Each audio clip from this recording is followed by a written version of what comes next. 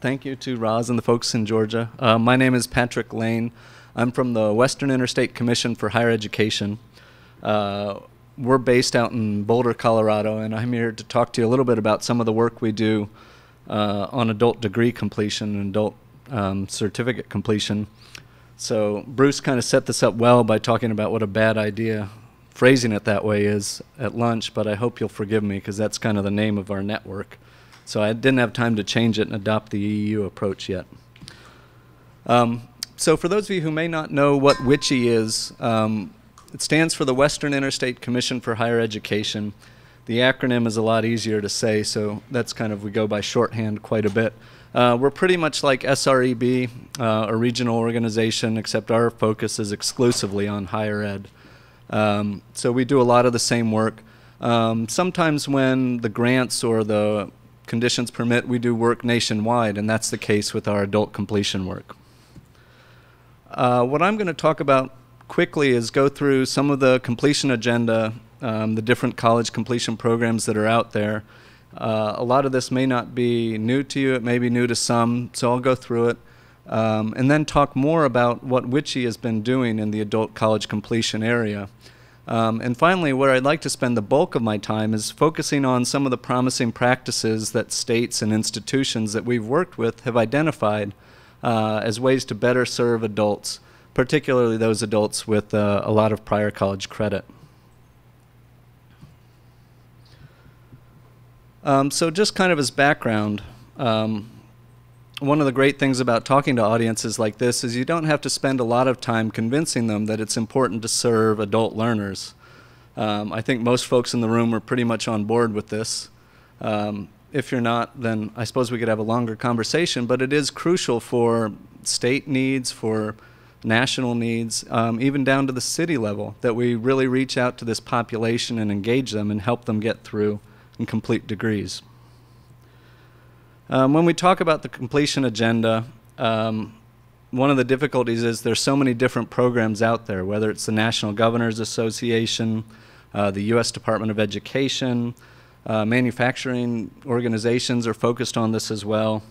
One of the organizations that we work with a lot is the Lumina Foundation, and they've established their goal 2025, which is that by that year, 60% of adults will have a degree or certificate.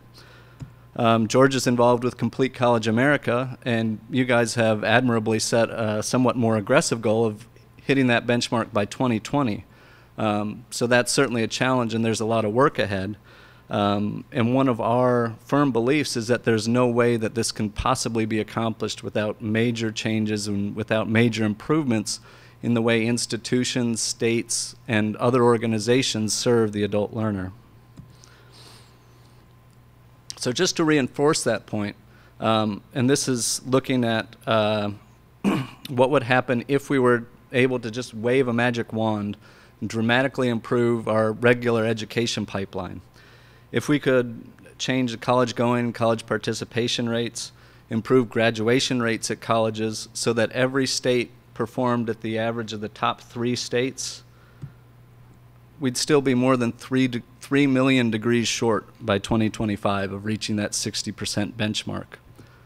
I don't have the specific data for how that compares in Florida, but with the goal that your state has set, you're looking at 250,000 new degrees. These are not just degrees that would be generated from population growth or growth in that part of the pipeline, but new people who wouldn't have graduated otherwise. So the traditional education pipeline really can't get us to that goal. And with some of the work that's going on in the adult arena, there really needs to be a way to ramp up these efforts and reach a much broader population. So what has WICHE been doing in this arena? We started in 2008 in a project called Non-Traditional No More.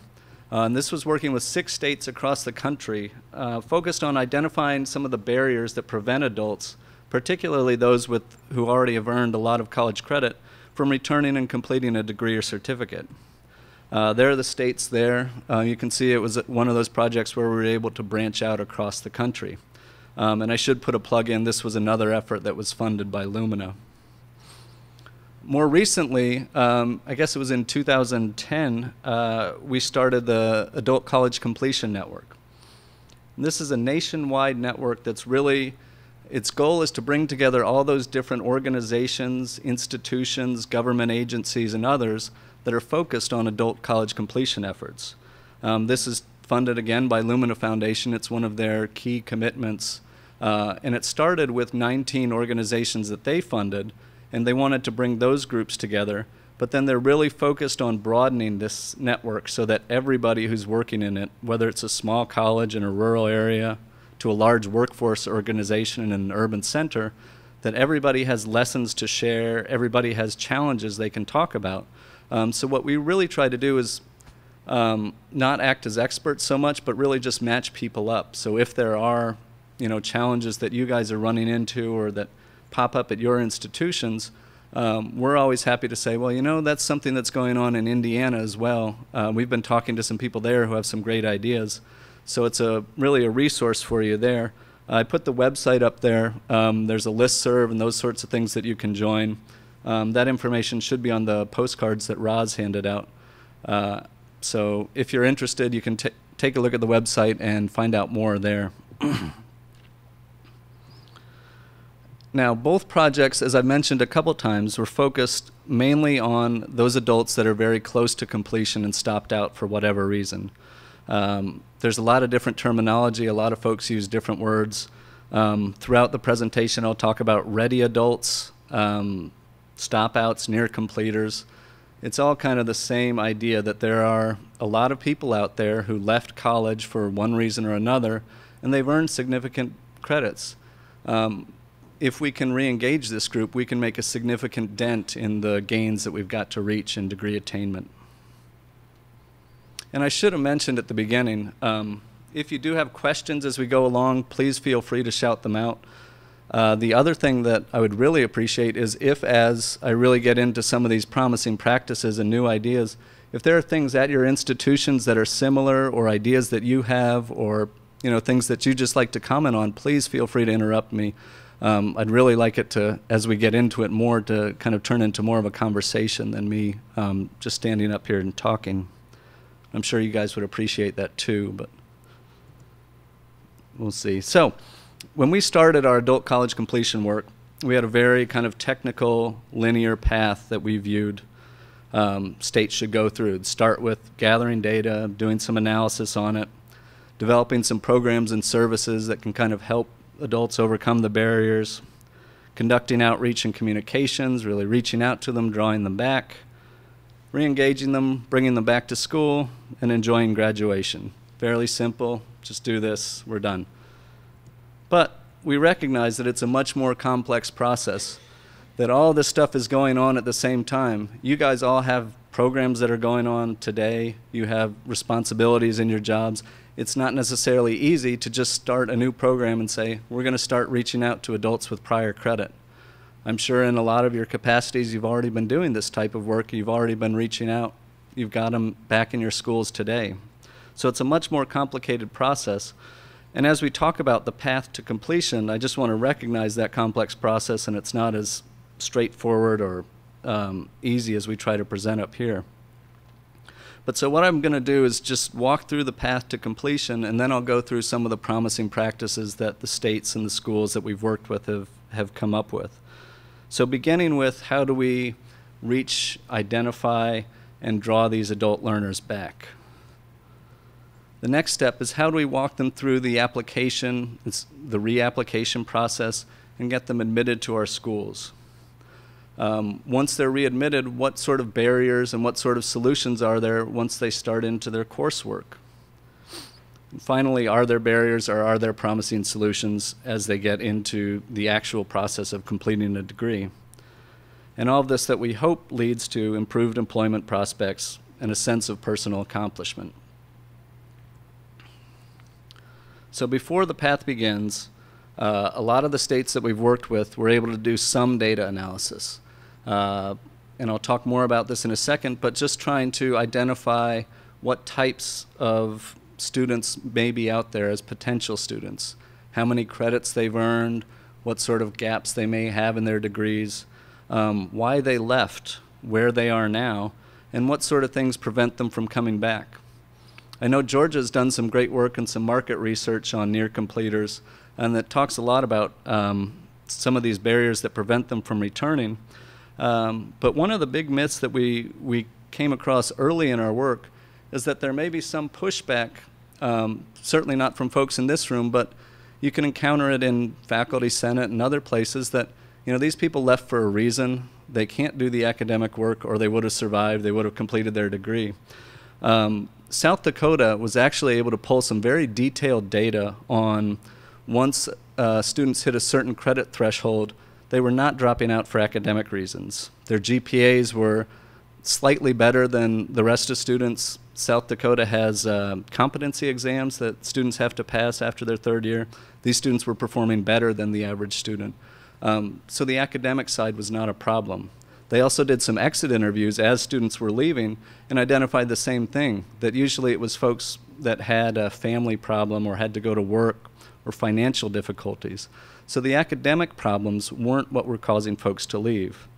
The other point that's crucial is that this is not a single solitary monolithic group that you can do 3 or 4 silver bullets and they're all back. There are unemployed people who have time on their hands who can maybe take a lot of classes. There are underemployed people who are working a lot of jobs and can maybe only take 1 or 2 classes. In Georgia, you've got a very large military population. They have certain barriers, certain opportunities, and different needs.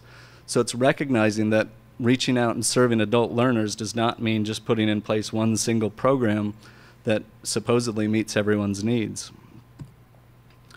And so as I mentioned, one of the things that we learned, and the phrase that somebody else coined, I think it was the folks in South Dakota, is that life happens to these folks. And it may happen more than once. They may come back and life may happen again. But so the question is, what can institutions do to help not necessarily prevent those barriers from arising, because there's very little you can do, but how can you help students manage those problems? The second bullet up there is that working adults need flexibility. And it's no secret that adults need flexible schedules, they need weekend courses, night courses. But one of the problems that came up was that business offices, the registrar's office, the financial aid office, they may only be open 8 to 5. And so if we're offering courses outside of traditional hours, it seems to make sense that we really need to offer business services and other things outside of traditional hours as well. And you guys can probably back me up on this, but one of the things that we hear more than any other is that the first time somebody from an institution talks with an adult who may be considering coming back, their question is, how am I going to pay for this? You know, people do not have a lot of disposable income. They can't just write a check and kind of start on their way. So there are some practices that I'll go through that some states and institutions have come up with. And the final bullet up there, you guys are in a great position in Georgia, but communication and outreach isn't just focused on bringing back the adult learner, on showing them a degree pathway, that it's also really about building support in your institution, in your state, and with non-traditional partners like the business sector, city governments. Mayor's offices are a great supporter if they can buy into the office or into the mission of reaching out to adult learners. So now getting into some of the promising ideas. Data mining and direct targeting. Are any folks in here, have they done data mining of former students to identify ones that were close to a degree and stopped out? Okay, a few people. Some of the states that we've worked with have been able to do it on a statewide basis. Institutions have been able to do it on their own. And they can really, you know, at this point, data systems are usually pretty good, and at least going back for, you know, 5 or 6 years, they can identify students that were maybe within 10% of a degree. Then they pull up that list, but there are some limitations to that list. You have contact information that was from when they were a student. Most likely they've probably moved, they've probably changed phone numbers, they've probably, you know, changed to Gmail or changed to Yahoo or switched their email address. Some of them may not have left higher education altogether, but they may have gone to another institution, may have graduated. So you have this list, but you're not sure how great it is. So what folks have found is that if you take that list and run it through the National Student Clearinghouse, that can eliminate at the first cut those folks who transferred and those folks who may have graduated elsewhere. Depending on the institution, depending on the state, we've had from that initial list anywhere from 10 to 15% of students may have graduated or may have transferred. Sure.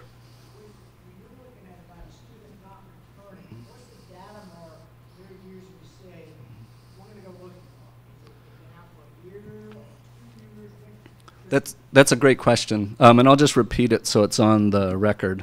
So they're recording things.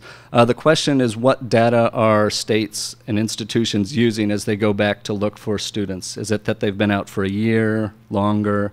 And the answer is that we have always left it up to the institution and the state.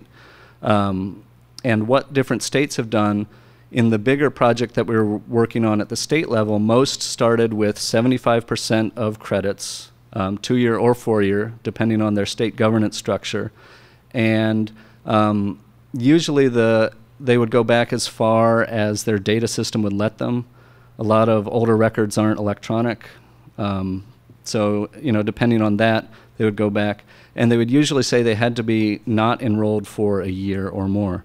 And what others have done is to start with a more selective scoop through the data, if you will, maybe looking at 90% of credits, or even folks who have earned 120 credits or 60 credits towards an associate's degree, and then just slowly work their way backwards. So this year we're at 90%. Next year we're going to look at 75. So with the data, it's kind of entirely up to you. One state pulled all of anybody who had any credits whatsoever down to 1 credit. And that was their first list, and then they had all that data, and then they just slowly chopped it up and went through it, year by year. But yeah, I should have mentioned that. That's a great question. But then as far as outdated information, and this is the point where we get a little bit scary, states and institutions have worked with these very large private data aggregation firms. I don't know if many of you guys are familiar with them, but they are the types of firms that are responsible for all the junk mail you get, credit card offers, et cetera, that seem scarily targeted to who you are. These firms can take publicly available information and drill down and have a scary amount of information about you. Some of what they do is for purposes of good, too. They're very involved with Homeland Security. If you show up at the airport and don't have your driver's license, you can actually still get on a plane. They'll take a look at your mail or something with your name on it, and then they can pull up on computers 3 or 4 questions about you that only you would know. And sure enough, most of the time they're very accurate. We asked them when we first started talking with them, how many people in the country does this cover? What's your coverage rate? And they said everybody.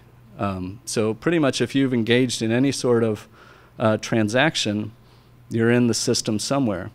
Now where this gets useful is that they can take your name and an old address and come up with your current contact information. It's all publicly available. There are concerns. The South may be somewhat like the West. Some of our Western states were not too keen about this. The idea that you could do this with your former students. And some of their colleagues from one state over were getting out a checkbook and writing a check to these companies. What is great about it is you can do it very cost effectively. You can get current contact information on former students. You can do it very quickly, and they're reasonably accurate. South Dakota pulled, I think their first cut at it, they were looking at about 2,000 names. They got current contact information for like $600 on, I think it was an 80% match rate. And so depending on the size and the amount of data that you want, the price goes up and down from there. But that's a way, because one of the biggest challenges was folks had all these names, had all these addresses, and sent out waves of letters, and half of them were coming back as undeliverable, no address found. Sure. There is no FERPA violation. You can do it in compliance with FERPA. It's a very valid concern, and just to repeat, the question was whether or not this interferes with the FERPA guidelines. Essentially what you're doing is submitting directory information, as far as I understand it, and receiving directory information back, and then you're contacting the student. So some of the states have definitely raised this and run it through their legal offices, but none of them have come back with a qualm about whether or not it's FERPA violation.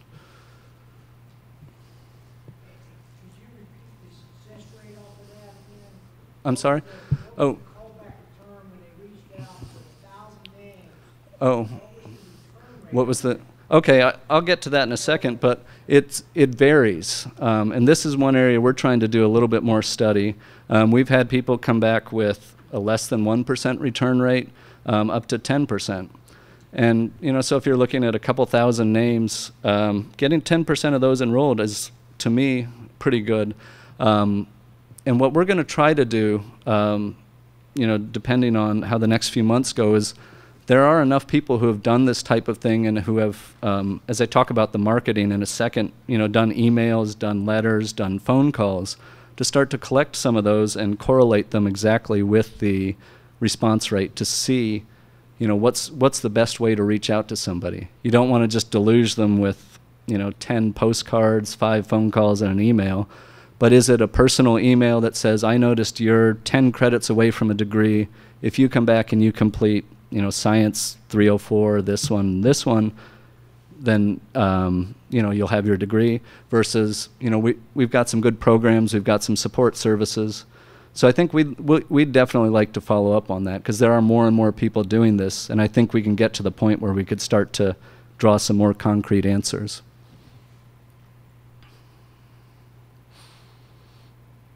So any more questions about the Big Brother data mining? They're actually terrific people, and the information is out there, and people are using it. If for-profit institutions could get their hands on former student data from state systems, we'd all be getting letters, emails, phone calls from them.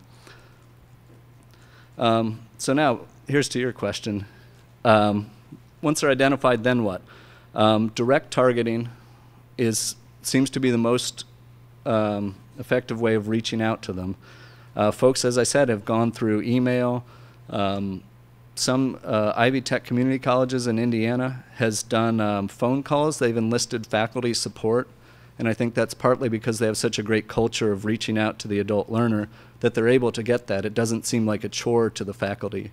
But they have scripts, and I can share these with Roz and Trish. You could send them out to folks. But they have scripts that the faculty read, and it's, you know, I noticed you're this far away from a degree. We've got some programs that we could offer you. If you'd like, I can connect you with an advisor. So there is some information like that, and I'd be happy to share that as well. One of the keys seems to be identifying some of the support systems and the programs that are available to returning adults. If it's a directly targeted message, you want to differentiate that from the, you know, more general goal, or, you know, the Georgia campaign. This is something that shows that the institution cares about them, that there are specific opportunities that they can take advantage of. So then this is the point in the presentation, and I've done this in a few other states, where I usually talk about some of the market research out of Georgia and put up some pictures of the billboards you guys have and talk about that, but that would be a little awkward here. But I think it's important to recognize that data mining can't capture everybody. You have students migrating in, you have people moving, you have the military, you have people who may have attended private institutions and stopped out. So, you know, this is another one of those things that's not a silver bullet. Data mining can identify a lot of people, but then you need the broader outreach campaign. And as I said, Georgia's is well-grounded in research. As I understand it, you guys are in the stage of evaluating it and probably fine-tuning things. So I'm eager to see how that comes out. But one of the questions for institutions is, how can you kind of build on that, co-brand, and reinforce that same message in how you're reaching out to students and how you're reaching out to the media? Another way to find these near completers is through partnerships with employers. There are large employers in every metropolitan city. There are state governments, there are city governments, there are chambers of commerce. The business sector, and I will harp on this a lot in the next 10 minutes of my presentation, the business sector always says that they support education. So the question you always ought to come back at them with is how? What can you specifically do?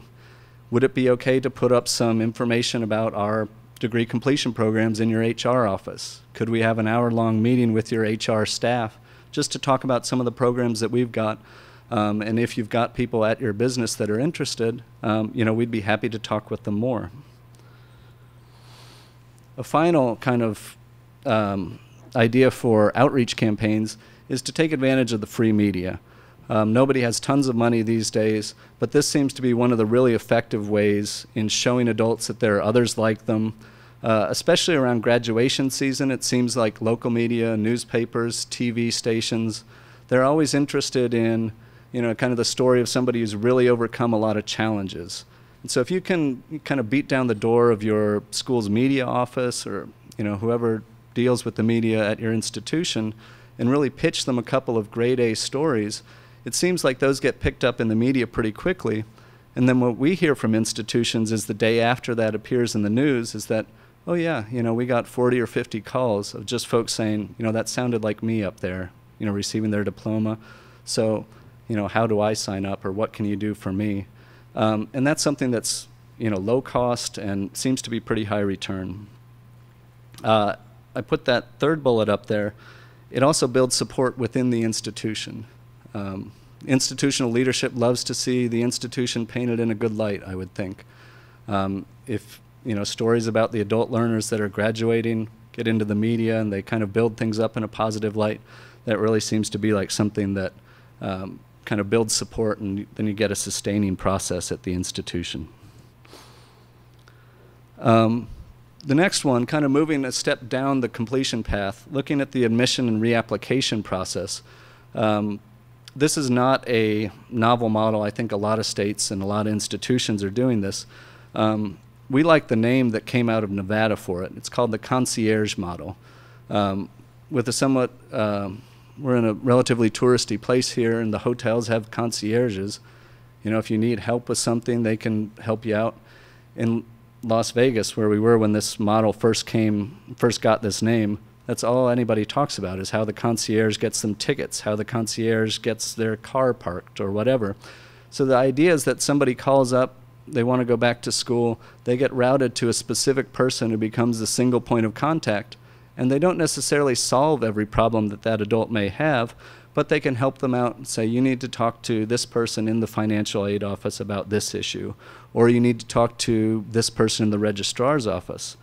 And to really make that effective beyond just helping the adults out and helping them overcome certain barriers, one of the keys is setting up a formal mechanism so that these points of contact can really provide feedback to the institution itself.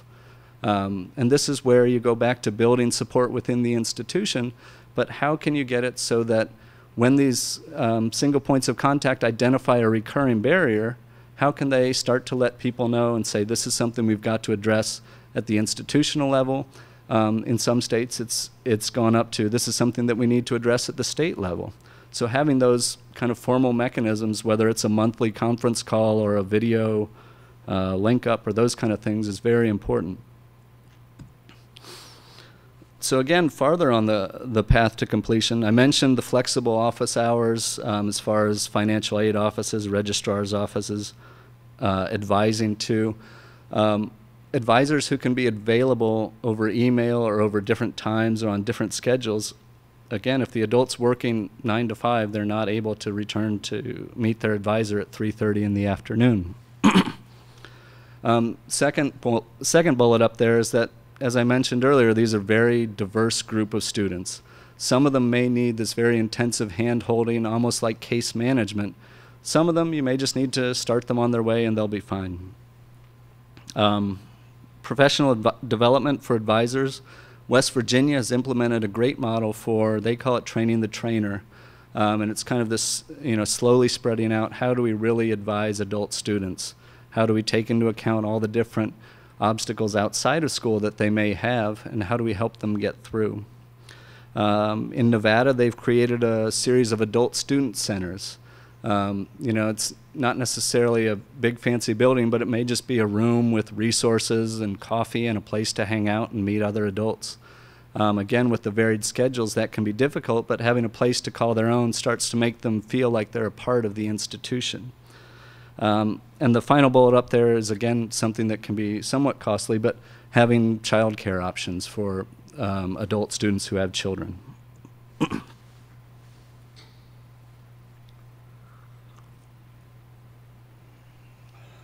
And turning to coursework, where I tread very gently, because coursework isn't traditionally the domain of non-faculty members.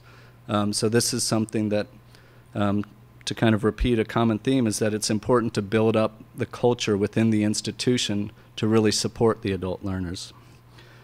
What South Dakota did, and there's similar programs here in Georgia, they developed something called the parachute degree. And this is essentially like your Bachelor of Applied Sciences. But what their data showed when they pulled that first group of adult students was that they were finding a huge number of dropouts in the nursing programs and the teaching programs right at the very end. And what they found out is that some of these folks weren't able to complete the final practicum. They may not have been able to survive their student teaching. They may just have decided when they got into the hospital they didn't want to become a nurse. But then there they were with all these credits and no degree. So they put this in place. One of the keys they found is not just having the degree, but how their advisors approach it. They can present it as an option to the adult student who's returning, but they're also finding people kind of on the front side before they stop out. If they advise them when they're considering dropping out that there's this alternative pathway, they're hoping to reduce some of the dropouts in the first place.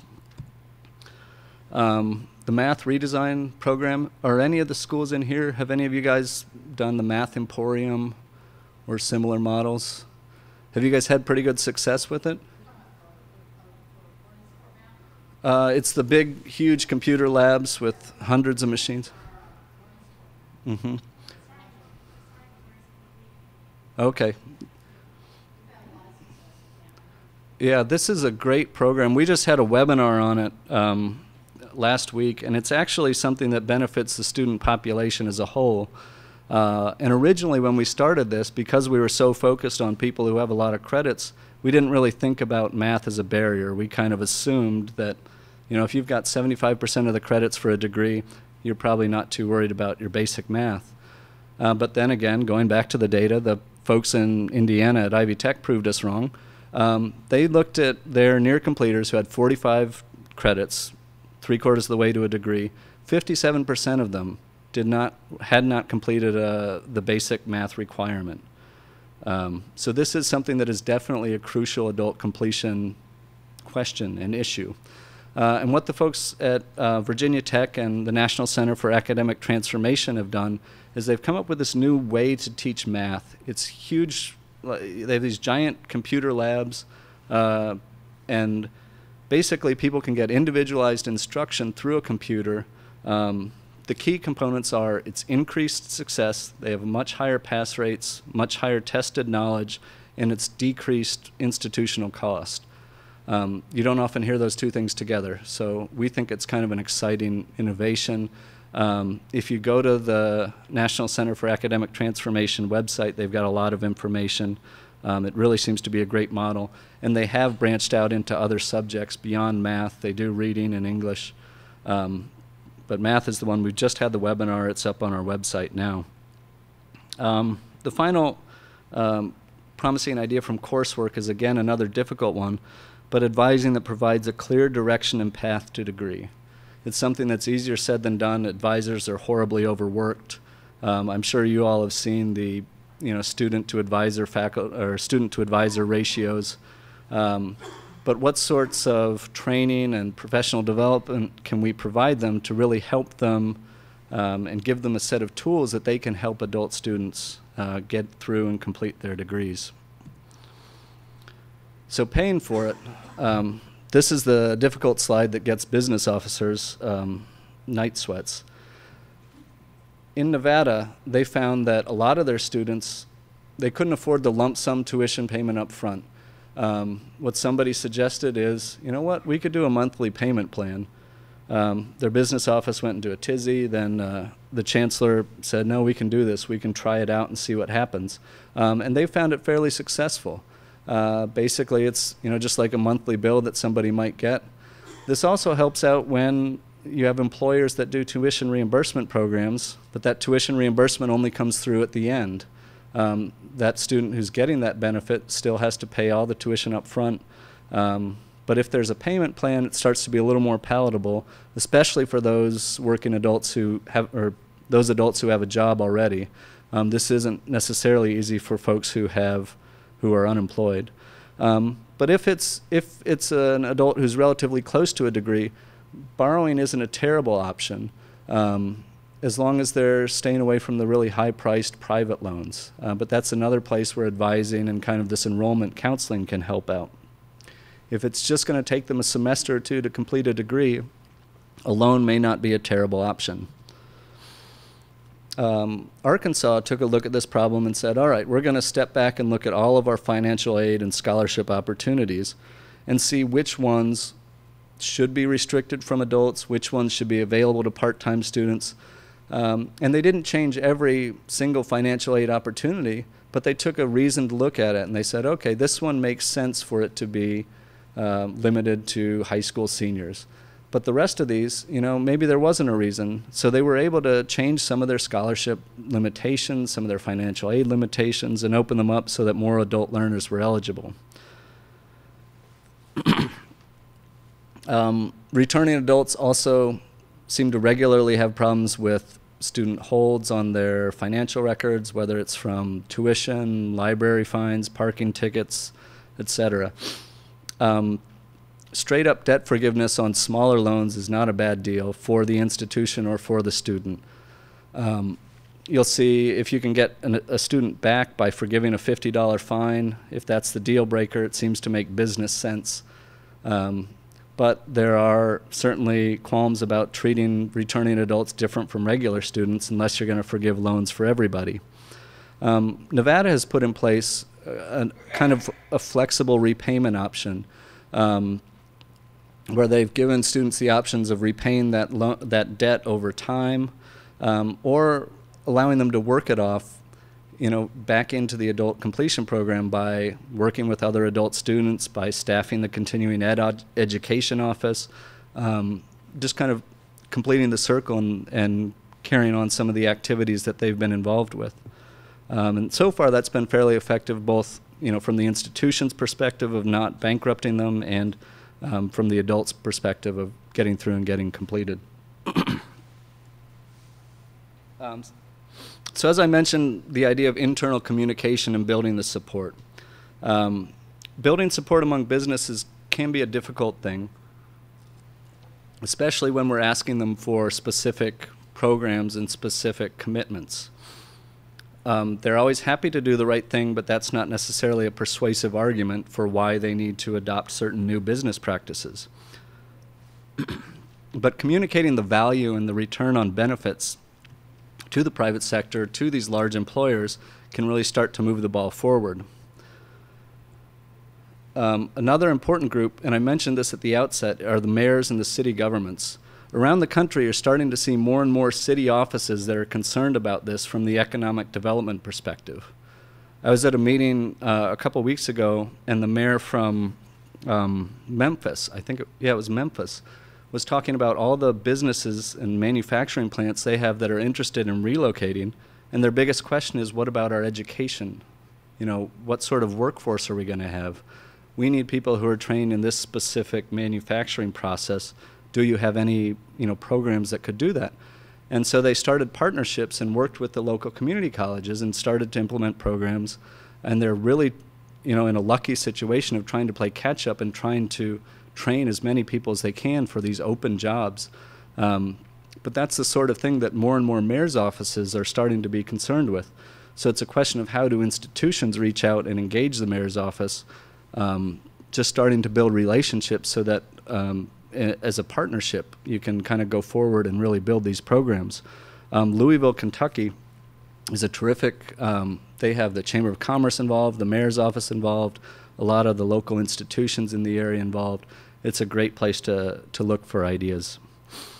And I did mention chambers of commerce. They can really help to bridge the divide that we can find between higher education and businesses.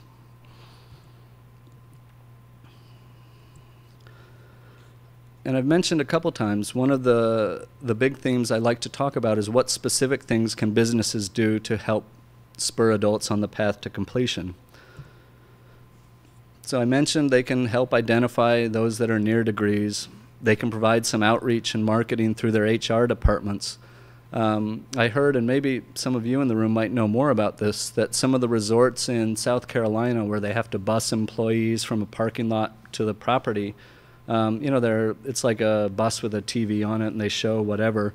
But they started playing, you know, here's a way to go back and complete your degree at XYZ institution on that trip, you know, from the employee parking lot to the resort property. So that's a way that the businesses can really help.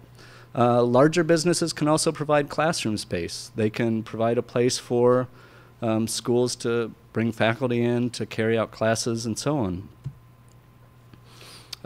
Flexible work schedules, depending on an employee's responsibilities. If a business can offer flexible schedules so they can go to class, you know, when their class is supposed to meet, that can be a huge help. Just including education goals and employee reviews can be a big, you know, motivator for an employee to get a degree. And this is probably the biggest one, but rewarding completers with increased responsibility and promotions. That's not something that you can walk into a business and say you really ought to be doing this, but they should hopefully be doing it anyway. And kind of as you build relationships with businesses, these are the types of conversations that can take place. And then the last two bullets up there, the ACE credit program, which are some of you familiar with that? They've got a couple sessions on it. It's essentially providing college credit for formal workplace training and workforce things like management training, et cetera. It's a great program and it's very rigorously evaluated. Some might say it's almost too rigorously evaluated, but they do that so that faculty at institutions are willing to accept it. And the final bullet up there is the tuition reimbursement, which is a huge thing for adults who are working and going back to college.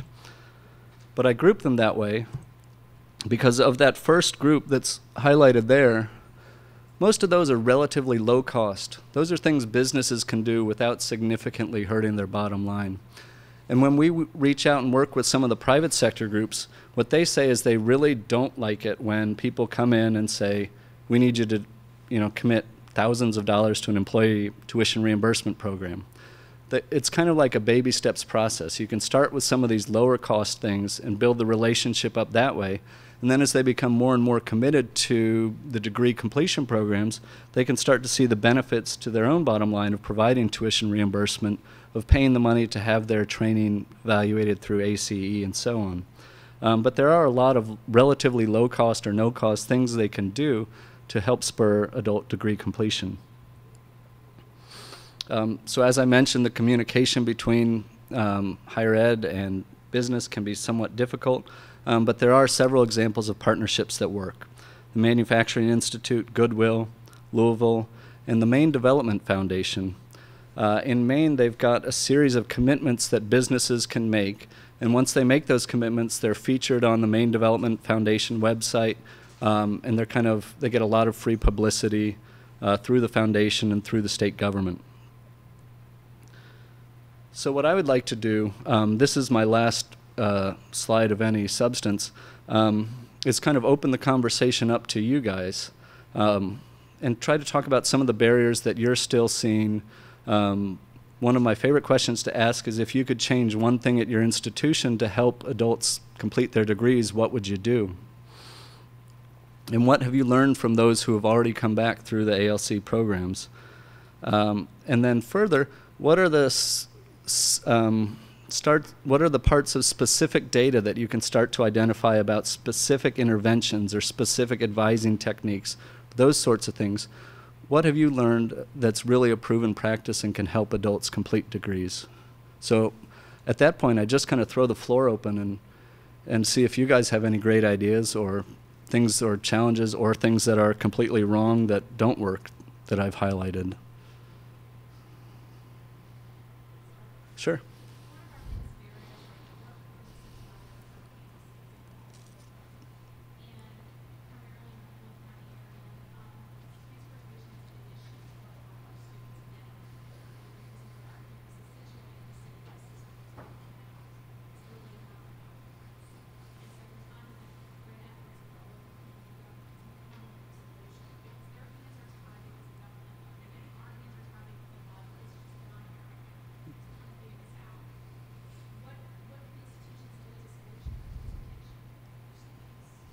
Okay. Did you guys hear the question? I'll repeat it, and if I get it wrong, just yell at me. They're having a significant challenge getting their students to the institution. The city bus line stops 1.5 miles away, and from there it's difficult to get students to campus. The city government doesn't have much money to provide buses. Or oh, so they can't extend the bus line. The institution can't provide transportation. Yeah, so that's the barrier. Sure. What, so you're saying you can't provide a bus or, a car, right? Would there be something, and I'm just thinking way out of the box. If you got a local company, taxi company, what about student vouchers for that taxi to get them from out of that?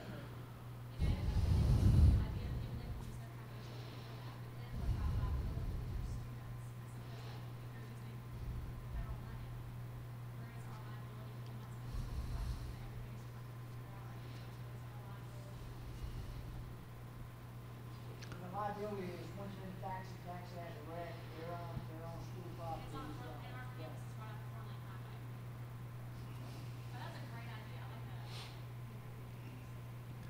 Y- That could reduce some of your costs. Okay, so the idea was taxi vouchers. Yeah, and I confess I don't really have any terrific ideas on that one, or we haven't run into that before. So that's a new one that I'll certainly add to the list. But do any other folks, have anyone else run into something similar, whether it's a liability question or transportation issues?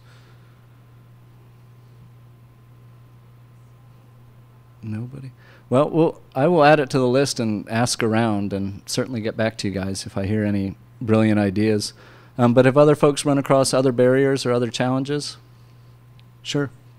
I like your concierge model, Mm-hmm. but one of the barriers I've got is resource, because they say, I hear two stories.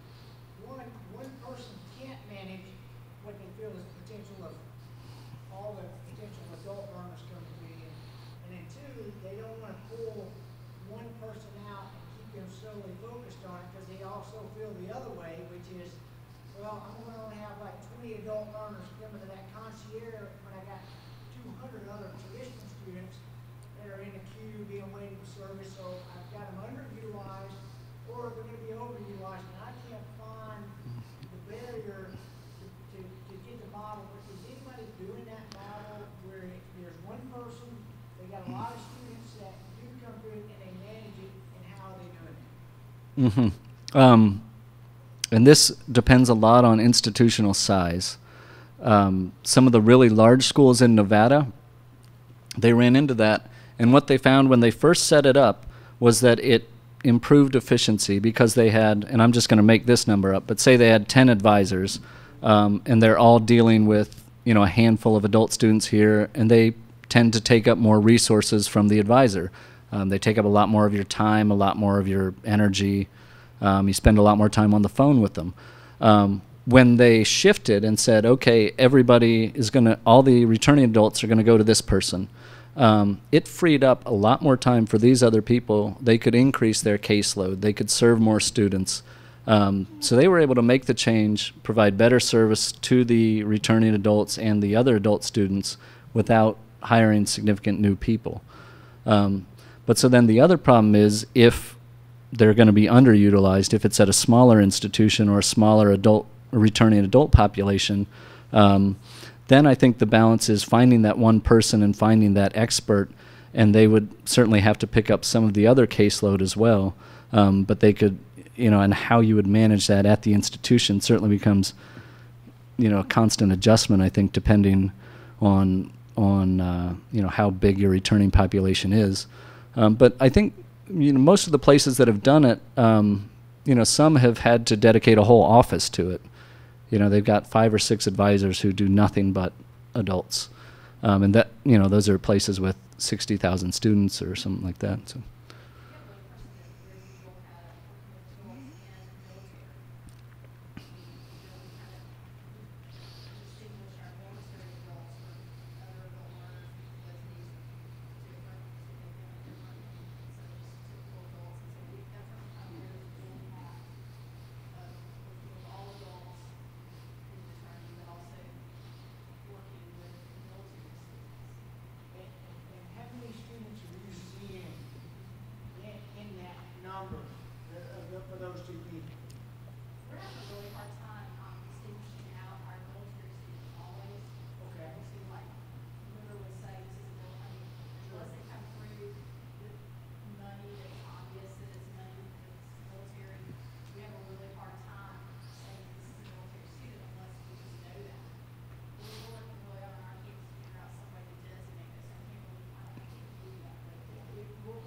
up, yes. Well, we have over 6,000 students on campus, and so we're pretty heavy on probably 50% non-conference students. You're about 600 to 700 students that two people are kind of managing on a Well, daily one basis. person is managing it. She's just taking these dual roles together. And I'm pretty safe in saying that we're not in a place where we're saying all of those bills are funneled through her. We're kind of like a place where if you have issues, if you have needs, she's the point of contact. We have some adults who transition in, we're not really funneling them to her necessarily. You know, she's getting more of the students who seem to get stuck, can't find their way, have issues with financial aid, you know, whatever. And she's that point of contact that kind of smooths those transitions back. So not all non-traditional students are funneled through her. Does that make sense? Yes. Sure. On my campus, we're having an issue with academic policies Okay. that are not friendly to the students. And we've had a student who came in, and Sally started college 25 years ago. She had some not so great grades for a couple of years, so she was in college for a couple of years. And like a lot of 18-year-olds, she didn't do what she should have done. So she had some F's and D's, so she knows she'll repeat the F's. We have an academic forgiveness policy, but it would drop all D's also. But on our campus, it's acceptable to use D's as credit for some programs. But academic forgiveness would require dropping F's and D's. So all that credit would be gone, and she sat down and figured the cost of retaking all those classes. So she said, no, I can't afford that. Also, she has no financial aid because of the past grades. She came back to school, she was there one semester, she took one class, got good grades, and then when the semester was over, she got her letter saying that she had been academically suspended because of the past grades. So she's told, yes, you can be here for this semester, we'll take your money, but now, sorry. So. Wow. I mean, She did an appeal, and but what they're telling her is that will come up every semester until she gets up to a 2.0 GPA. until our G. Okay. Yeah, so every semester she's going to get the suspension letter and have to appeal. So that's ahead of her having done her every semester. So it seems a little ridiculous that we would take her back, but then suspend her. Yeah. Do you want to jump in on that? I wanted to say there are some things that no matter what our good intentions are, that federal governing staff is one of them. That's the satisfactory academic process request. And it not only impacts our adult learners, it impacts every learner on campus.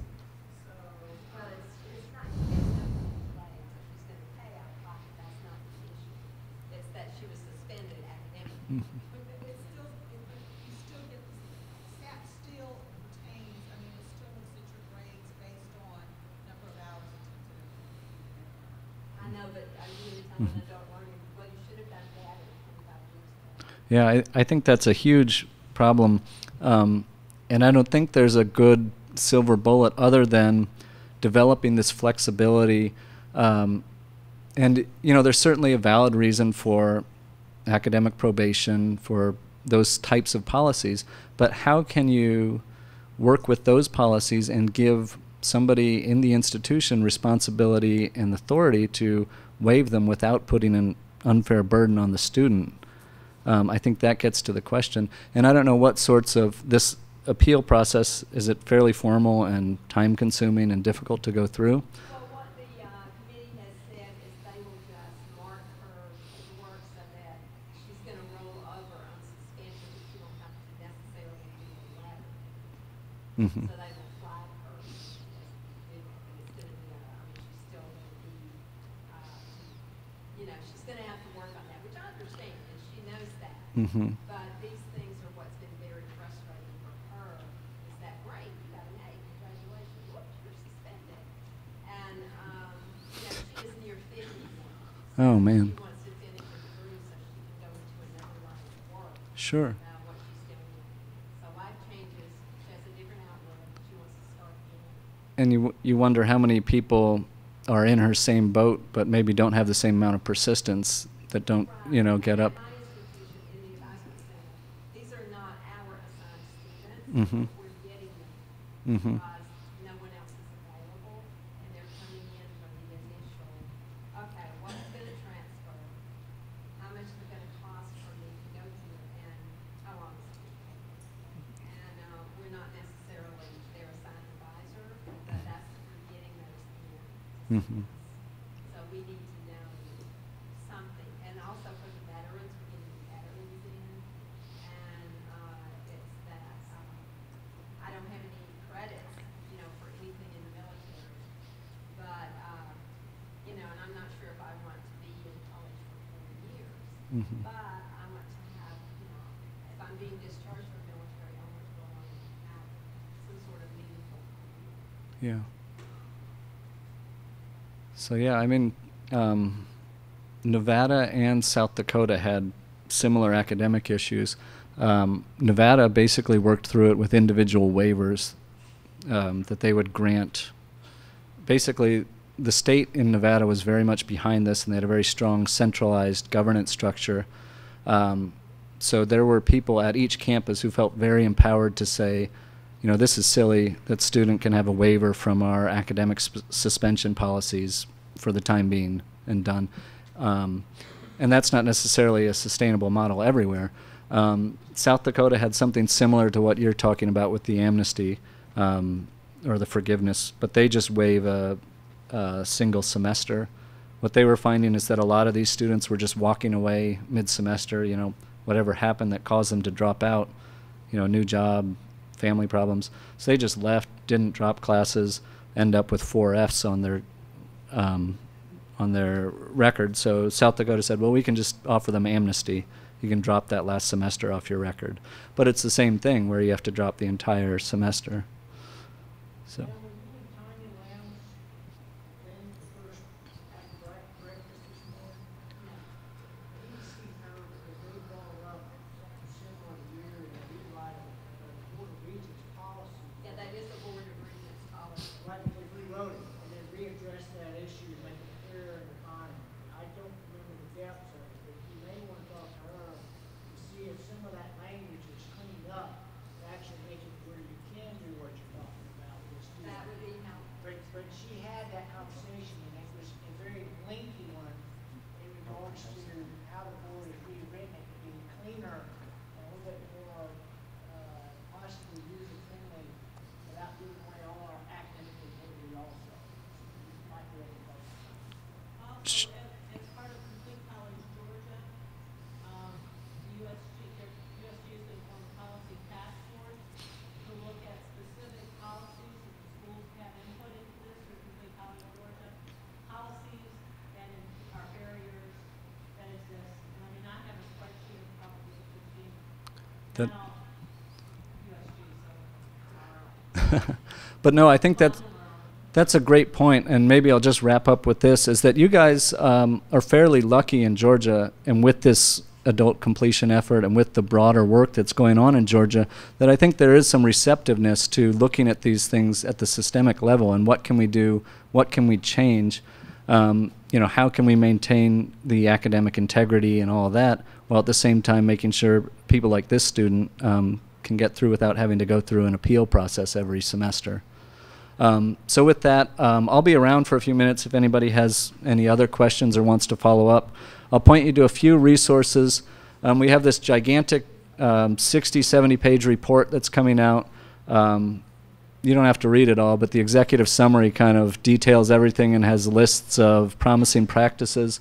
It was literally just printed on Friday. It didn't get back to the office in time for me to bring it, so I'll make sure to send a link. So you guys can see that. And then the Adult College Completion website.